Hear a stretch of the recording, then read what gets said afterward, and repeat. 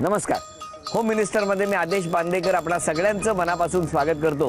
आपण आहोत Sai Ganesh cooperative housing society Bhatwadi Ghatkopar पश्चिम या ठिकाणी आणि इथले असौ श्वेता राकेश जंगम मोहिनींना भेटणार आहोत. आजच्या भागामध्ये काय होणार हेही बघणार आहोत. वहिनींना राग आला ना की वहिनी मोठ्याने ओरडतात किंवा रागावतात. मग समोर कोणी असो राग कंट्रोलच होत नाही असं म्हणतात. प्रत्यक्षात काय हे जंगम मोहिनींना भेटल्याशिवाय आपल्याला कसं कळणार. सुरुवात करूया आजच्या गप्पांना. भेटूया जंगम कुटुंबाला भटवाडी घाटकोपर पश्चिम या ठिकाणी. चला. अर्धा किलोमीटर धावलो. कुणालाच ऐकत नाही. तुम्हाला नाही विचारत आहे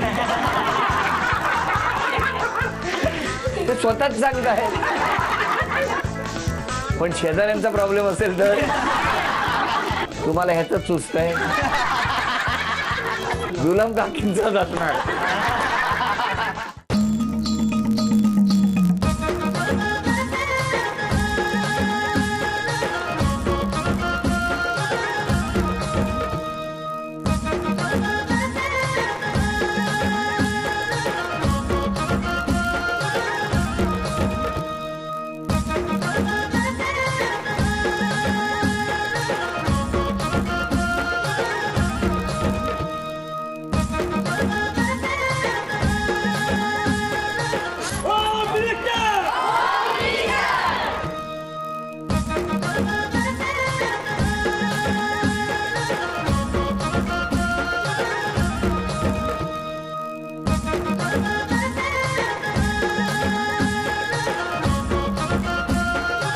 वहिनी मग काय पाठ केलंय. काय अलीकडे डोंगर पलीकडे डोंगर मधी माझे राजीवली गाव आरशात बघून केसव विसरतात राकेश त्यांचं नाव. अरे वा अभिनंदन. द्या ओळख करून सगळ्यांची. हे माझे मिस्टर. नमस्कार. हे माझे दीर. हे मम्मी. हा आई. हे पप्पा. नमस्कार. हे मामा. नमस्कार. ह्या नणंदबाई. नमस्कार. हे माझे भाचे. बरोबर. ह्या वहिनी. नमस्कार. काकी सासू. नमस्कार. ही ताई. ही मामी. नमस्कार मामी. ह्या काकी सासू. नमस्कार काकी सासू. त्या जाऊबाई. नमस्कार. आणि हे माझे काकी सासरे. काकी सासरे. नमस्कार. आणि झालं. आणि हा सगळा आमचा. नमस्कार सगळ्यांना. नमस्कार. बरं मला तुम्हाला विचारायचं आहे राग आला की मोठ्याने ओरडता तुम्ही. हो म्हणून आवाज बसलाय. सुरुवात करूया आजच्या गप्पांना. चांदीच्या ताटात पिकलेली केली सुभाष स्वामींचं नाव घेते. होम मिनिस्टरच्या वेळी साई गणेश सोसायटीची होते सगळीकडे वाखाणणी. आम्ही सगळ्या जमले आहोत जिंकण्यासाठी पैठणी. नमस्कार. नमस्कार. कुठलं माहेर. बडोदे. बडोद्याला कुठे. बडोद्याला खंडेराव मार्केट. खंडेराव मार्केट. सगळं बालपण तिथे गेलं. हो. मग तुम्हाला गुजराती पण येत असेल ना. हो. मग घरी मराठी बोलायचं की गुजराती. मराठी. माहेरी कोण कोण तुमच्या. आई वडील हा काका आत्या मामा कुठे असतात. सगळे तिथेच असतात बडोद्याला. बडोद्याला. मग बालपण सगळं मज्जेत गेलं. हो. आणि मग लग्न कधी जमलं. लग्न 5 डिसेंबरला जमलं. कसं काय. म्हणजे माझी आजी आहे कुडका रत्नागिरीला. रत्नागिरी. बर. तिथे ह्यांचे मामा राहतात त्याच गावामध्ये. ह्यांचे म्हणजे मिस्टरांचे. आपण बोलूया का मिस्टरांना. हा जरा तुमचा आवाज वाढेल म्हणजे. हो की नाही. बोलवा मिस्टरांना. हो. नमस्कार. नमस्कार. बसा बसा. तुमचं बालपण कुठलं. माझं बालपण मुंबई. मुंबई. मग तुमच्या घरी कोण कोण राहिलं. माझ्या घरी आई वडील 2 भाऊ आणि मिसेस. साखरपुडा झाला तुमचा तो कुठे झाला. बडोद्याला. बडोद्याला. पण हे स्थळ कसं तुम्हाला सुचवलं कोणी काय हो तुम्हाला. ॲक्च्युली हे स्थळ माझ्या आत्याच्या मिस्टरांनी आणलं होतं. त्यांचं गाव पण कुडू. ते दोघं म्हणजे ह्याची आजी तिने सांगितलं की माझी अशी म्हणजे नात आहे तिला लग्न करायचं आहे. आणि त्या मामांच्या डोक्यामध्ये दुसरं कोण दिसत त्यामध्ये त्यांनी मला म्हणजे माझी छबी घेतली त्यांनी. आणि मला माझ्या वडिलांना फोन केला की तुला लग्न करायचं आहे का. म्हणलं हो करायचं आहे लग्न. तर तेव्हा ते बोलले की आपण अशी बडोद्याला एक मुलगी आहे आपण तिथे जाऊया. बरं. मग अशा तऱ्हेने स्थळ आलं. मग बघण्याचा कार्यक्रम कुठे झाला. आमच्या घरी बडोद्याला. मग साखरपुडा कधी झाला. साखरपुडा 2 महिन्यांनी झाला. डिसेंबरमध्ये आमचं लग्न ठरलं आणि फेब्रुवारीमध्ये साखरपुडा झाला मग नंतर एकमेकाशी संपर्क कसा? फोनवर. मेसेजिंग. हो, पण नंबर कसा मिळाला तुम्हाला त्यांचा? नाही, नंबर मी मागून घेतला. तुम्ही घेतला हिच्या बहिणीकडून मागून घेतला नंबर आणि फोन केला. हा. मग भेटला नाहीत तुम्ही साखरपुड्यानंतर? साखरपुड्याच्या नंतर मी एकदा गेलेलो भेटायला. तुम्ही एकटे? मी एकटा गेलेलो. त्यांचे भाऊ पण आले होते. सर्व म्हणजे ते म्हणतात एकटाच गेलो होतो. भाऊ आणि काका होते. मग त्यांना कुठे बसवलं? त्यांच्याच घरी, आणि आम्ही वरती टेरेसवरती गप्पा मारत होतो. काय झालं टेरेसवर? त्या दिवशी म्हणजे ॲक्च्युली मी चाललेलो, गावी चाललेलो, आणि तो दिवशी होता व्हॅलेंटाईन डेचे दिवस, 14 फेब्रुवारी. आणि मी तर ठरवलं होतं, मी तिला प्रपोज करणार ठरवलं होतं. प्रपोज करणार होतं लग्न ठरल्यावर? कारण 2 दिवस आधी साखरपुडा झालेला ना. हा, 2च दिवस आधी साखर. तेव्हा ऑफिशियल झालं होतं ना आम्ही. त्यामुळे मी बोललो मी प्रपोज करणार म्हणून. आणि हिला पण डायरेक्टली असं काय रिॲक्शन झालं नाही. मग मी डायरेक्ट तिला म्हटलो की तू मला खूप आवडते. तर मी असं म्हटलं तर ती रडायला लागली तिथे. काय हो, काय झालं होईल? का रडला? मनाला खूप आनंद झाला होता की फर्स्ट टाइम मला, म्हणजे मी कोणत्याच पुरुषाशी कधी बोलायची नाही. आणि जेव्हा ह्यांच्याशी माझं लग्न ठरलं तेव्हा पण म्हणजे मी कमीच बोलायची, फोनवर पण. आणि मग नंतर साखरपुड्याच्या नंतर आम्ही व्यवस्थित बोलायला लागलो. आणि आता खूप बोलता ना? मग फिरायला कुठे महाबळेश्वरला गेले? हो. हो ना? हो. काय झालं होतं तेव्हा? महाबळेश्वरला आम्ही महाबळेश्वर दर्शनची बस होती, तर त्या बसमध्ये गेलो होतो फिरायला. तर सेकंड पॉईंट होता तिथे आम्ही उतरलो होतो, म्हणजे असंच बघायला वगैरे. हे ॲटमॉस्फिअर तिथलं खूप छान होतं. तर त्या टायमाला आम्ही तिथे फोटो काढण्यात इतके धुंद झालो की आम्हाला समजलंच नाही कधी वेळ कुठे गेला तो. हां. आणि नंतर मग जेव्हा मी ह्यांना म्हणाली आपली बस जाईल, तेव्हा म्हणतात ते नाही, अजून वेळ आहे. असं करता करता बस निघून गेली आणि आम्हाला खूप वेळ पण झाला. निघूनच गेली? अर्धा किलोमीटर पुढे गेली बस. मग? आणि मग नंतर मी यांना परत म्हणाली का अहो बस जाईल, आपला वेळ झालाय. तर म्हणतात हो हो चल चल. आणि मग त्या टायमाला आम्ही दोघं पण तिथनं धावत गेलो. अर्धा किलोमीटर धावलो. पण मग बस थांबली कशी तिकडे? बस ती त्या लोकांनी थांबवलेली होती. पुढे ट्रॉफिक होती, त्यामुळे बस थांबली होती. आणि योगायोगाने ती बस आम्हाला भेटली. अरे बापरे, म्हणजे ट्रॅफिक नसतं तर गेली असती. मग तुम्ही काय केलं असतं? मग काय शेवटी एक प्रायव्हेट गाडी करून मग आमच्या रूमवरती गेलो असतो. ऑप्शन होतं दुसरं काय. पण ट्रेनमध्ये कधी काय असं घडलं नाही की ट्रेनच निघून गेली की तुम्हीच राहिलात प्लॅटफॉर्मवर? असं कधी ट्रेन झाला होता आता थोडं. काय भाईंदरला जात होतो ताईकडे. भाईंदरला दोघेही? मग तर त्या टायमाला ट्रेन आली आणि खूप गर्दी होती. तर हे म्हणाले तू लेडीज डब्यात जा, मी जातो जेंट्समध्ये. आणि बॅग वगैरे त्यांच्याकडेच होत्या. मला वाटलं की हे चढतील आणि मी राहील, म्हणून तुम्ही घाईने वर चढले. आणि ह्यांच्याकडे बॅगा होत्या त्याच्यामुळे ते पाठीच राहिले. तुम्ही खालीच राहिले? ऍक्च्युली मी ट्रेनमध्ये चढत होतो तर मला माझी बॅग खेचली गेली आणि मी बाहेर फेकलं गेलो प्लॅटफॉर्मवर. कुठल्या स्टेशनवर? दादरला. आणि तुम्ही गेलात भाईंदरला. आता मला सांगा पुढे काय झालं? स्टेशनवर गेलं. स्टेशनवरती ऍक्च्युली आमची ट्रेन चुकामुक झाली आणि मला खूप टेन्शन आलं. तर ही नवीन असल्यामुळे हिला जास्त प्रवासाचं माहिती नव्हतं. तर मी हिला प्रत्येक स्टेशनला फोन करत होतो, कुठे पोहोचलीस. अच्छा, मोबाईल सुरू होता? हो, मोबाईल चालू होता. मोबाईल कंटिन्यू चालू होता. मग तुम्हाला कळलं की हे राहिलेत खाली? म्हणजे मला आधी नव्हतं माहिती, पण त्यांनी जेव्हा फोन केला मला तेव्हा मला समजलं की ट्रेन ह्यांची चुकले असं. मग पुढे काय केलं तुम्ही? काय नाही, मग त्यांनी मला सांगितलं की मी मागच्या ट्रेननी येतोय, तू जा व्यवस्थित पुढे. बरं, वहिनी कधी रागावतात का? तशी ती खूप शांत आहे, पण रागवली तर कुणाला ऐकत. कुणालाच ऐकत नाही. मग काय करतात? त्यावेळी आपण गप्प राहायचं, बेस्ट सोल्युशन आहे. अच्छा, आणि मग त्या आपोआप शांततेमध्ये. नाही, पण राग कसा व्यक्त करतात? व्यक्त म्हणजे अबोल धरायचा, बोलायचं नाही. तुम्ही? त्यांनी. तुम्ही बोलतच नाही वहिनी? नाही, गप्प असते. की मोठ्याने बोलता? मोठ्याने तर आवाज तर खूप मोठाच आहे. काय सांगता? आवाज? माझा विश्वासच नाही. आज आवाज कमी झालाय. आज आवाज कमी झालाय. एरवी आवाज खूप मोठा असतो. हो काय वहिनी, खरं काय? मी शेजाऱ्यांना विचारणार आहे खरं आवाजाचं काय रहस्य आहे ते. पण आता हळूहळू रागावणं कमी करणार आहात का? कधीपासून? आजपासून. तेव्हा आत्ता या चांगल्या बातमी बरोबर इथे 8 वस्तू आपण घेऊया, म्हणजे आणूया. आणि त्या 8 वस्तूंपैकी 4 वस्तू यांना मिळणार का तेही बघूया.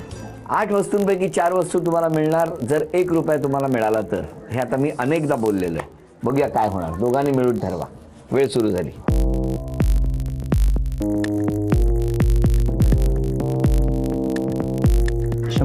₹100 आणि चॉपर, व्हेजिटेबल चॉपर तुम्हाला मिळाला. अभिनंदन. अजून 3 संधी, पण 1 रुपया मिळाला तरच त्या 4 वस्तू तुमच्या.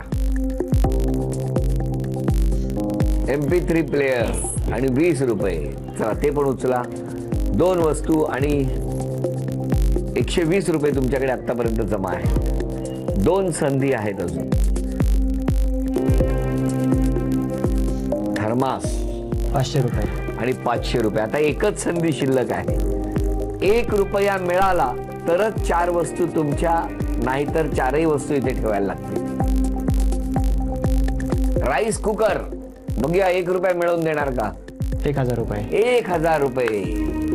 जे आहात ना, आरोप करायचे तुम्ही यांची बाजू घ्यायची आहे.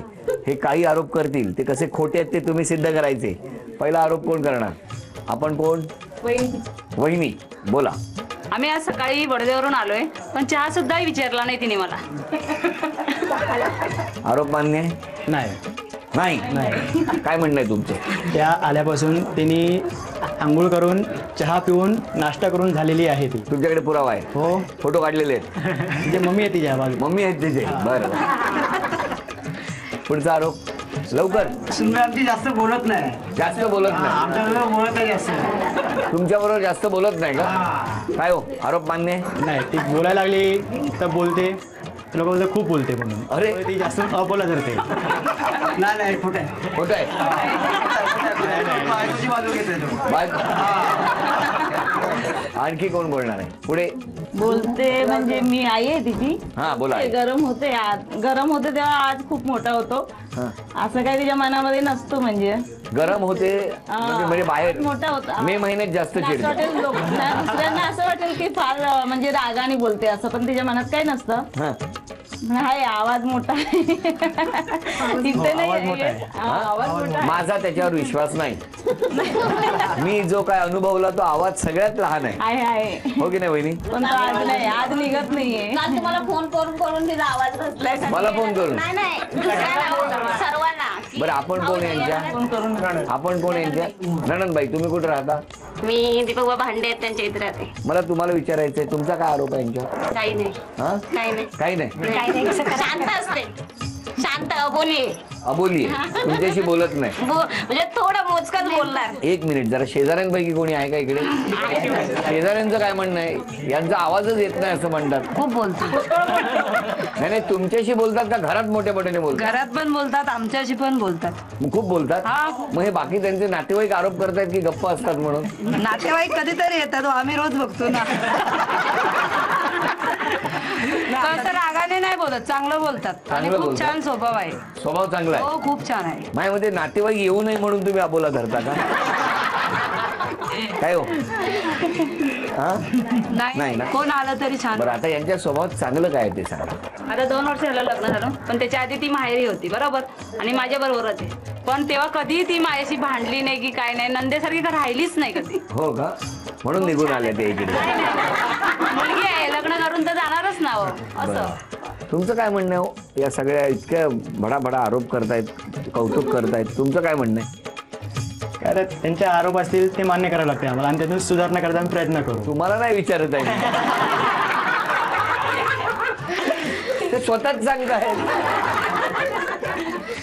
अजून काय सांगणार तुम्ही यांच्याबद्दल? मी तिची मामी आहे. मामी आहे. आणि 2 वर्ष झाली लागणार. आमच्याकडे एक वेळच आले ते कुठे राहता तुम्ही? विठ्ठलवाडीला. कुठे लांब? विठ्ठलवाडीला?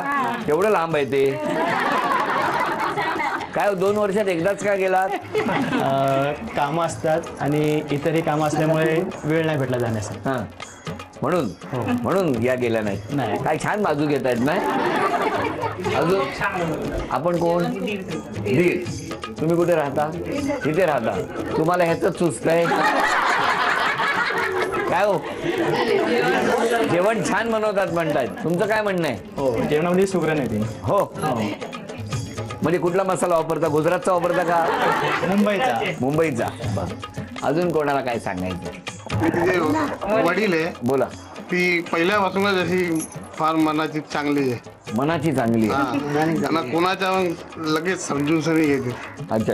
हा हा समजून छान घेते. मध्ये मध्ये गुजराती भाषा येते. सगळ्यांना जवळच पाहिजे तिला, कोणी असं लांब नाही. सगळंच जवळ पाहिजे तिला, सगळं असं आहे. होय ना. माहेरच्यांची खूप आठवण येते.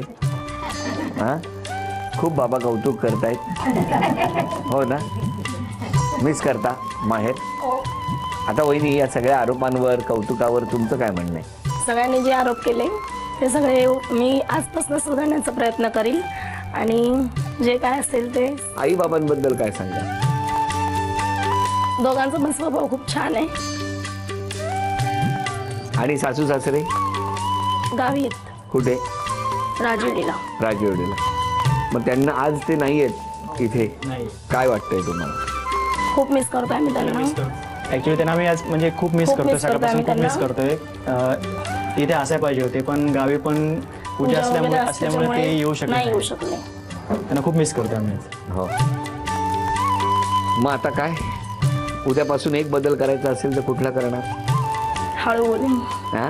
हळू बोल. अजून हळू बोलणार म्हणजे वाटत बोलू द्या, आम्हाला काही प्रॉब्लेम नाही. तुम्हाला म्हणजे कोणाला? शेजाऱ्यांना प्रॉब्लेम नाही, पण शेजाऱ्यांचा प्रॉब्लेम असेल तर? आमचा प्रॉब्लेम नाही ना. पण इथे 4 घर आहेत का मजल्यावर? 8 रूम. 8 रूम पैकी कोणाचा आवाज जास्त असतो? दुलूम काकी. एक सांगू का, काय त्यांचं आडनाव काय? दुलम काकींचाच असणार. आता सुद्धा त्यांचा आवाज एवढा मोठा आहे, गंमत करतो. चला, आता तुम्ही उद्यापासून बदल करणार आहात ना? काय बदल करणार? हळू बोलीन आणि म्हणजे आता गावात बसलाय पण रोज मी हळू बोलीन आणि रागवायचं कमी कर. कोणावर? सगळ्यांवर. सगळ्यांमध्ये जास्त कोणावर?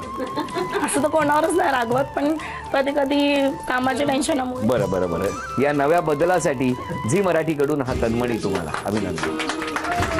आणि आता बघूया कोणाचं नाव जाहीर होणार आहे. आणि हे नाव आहे, या अनेक चिठ्ठ्यांमधून एक नाव जाहीर होणार. हे नाव कुणाचं जाहीर होत आहे बघूया. एक चिठ्ठी काढा. द्या इकडे. नाव आहे रत्ना पाचपुते. नमस्कार. नाव सांगा. रत्ना भरत पाचपुते. कुठे राहता? साई गणेश मध्येच. साई गणेश मध्येच. कितव्या मजल्यावर राहता? 6व्या माळ्यावर. 6व्या माळ्यावर. आता कोण आहे घरातलं तुमच्या बरोबर? मुलगी आहे, मावशी आहे. आणि मिस्टर कुठे? कामाला गेले. मुलीला बोलवा. नमस्कार. मग आता काय पैठणीच्या खेळात जिंकणार आहात? मस्त वाटलं तुमचा कार्यक्रम बघतो आम्ही नेहमी. चला, आता यांना आपण टाळ्या वाजवून शुभेच्छा देऊया. बघूया कोण जिंकणार पैठणी. समोर एका ग्रिलला बास्केट बांधून ठेवलेले आहेत. इथून तो चेंडू टाकायचा आणि जाऊन बास्केटमध्ये गोळा व्हायला पाहिजे. स्माइली चेंडू. दोघींपैकी ज्यांची गुणसंख्या जास्त होणार त्या ठरणार आजच्या भागातले होम मिनिस्टर, ज्यांना मिळणार आहे पैठणी. टाळ्या वाजवून शुभेच्छा देऊ. तुमच्यापासून सुरुवात.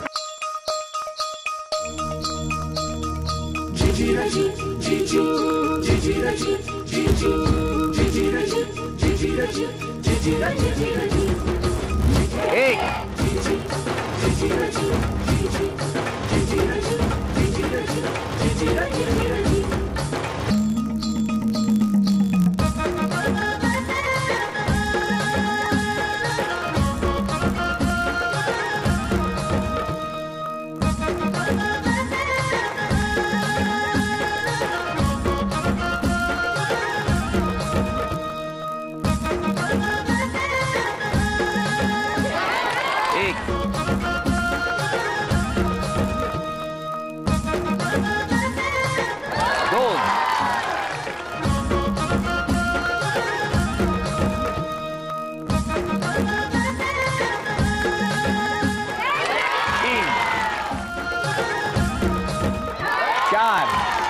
अभिनंदन. अभिनंदन. झी मराठीकडून ही भेटवस्तू तुमच्यासाठी. अभिनंदन.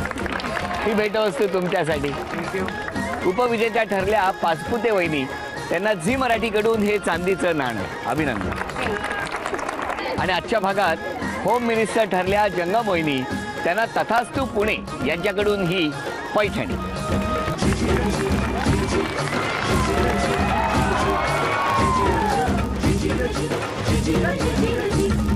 अभिनंदन.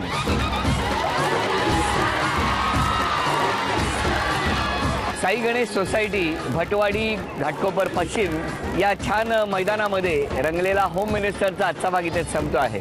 पुन्हा भेटूया अशीच एक पैठणी घेऊन होम मिनिस्टरच्या पुढच्या भागात. नमस्कार.